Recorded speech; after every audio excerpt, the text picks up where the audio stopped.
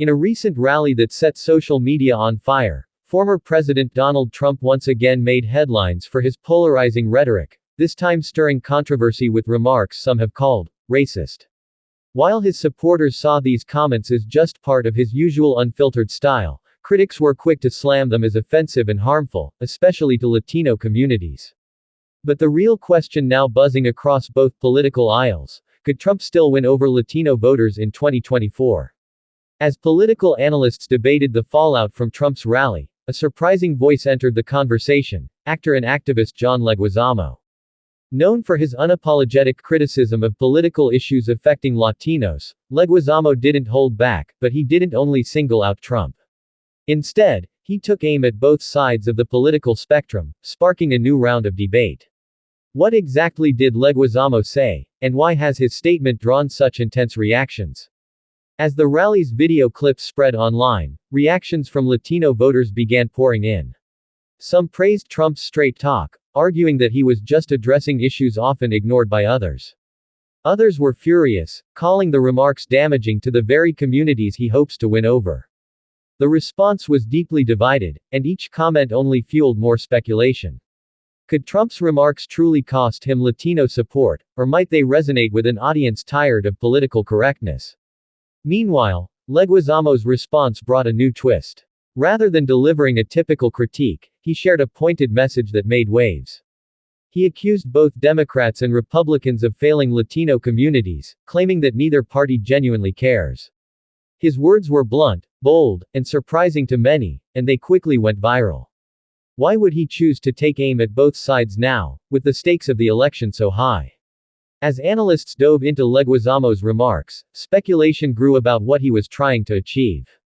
On one hand, his criticism of Trump wasn't surprising. Leguizamo has often spoken out against him. But by also calling out the Democrats, he was challenging his own side, accusing them of pandering to Latino voters without delivering meaningful change. Many wondered, was Leguizamo trying to signal a broader discontent among Latino voters? At the same time, the Trump campaign seized on Leguizamo's comments, highlighting his critique of Democrats as proof that their platform was out of touch.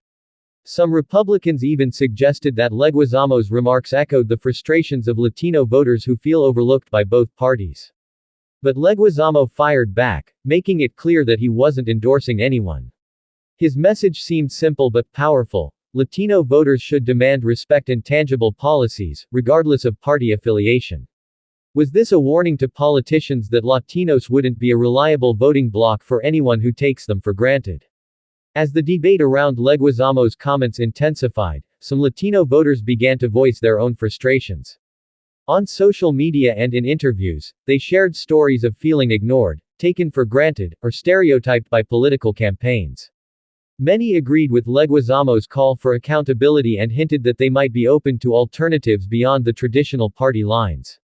Would Latino voters be a wild card in the upcoming election?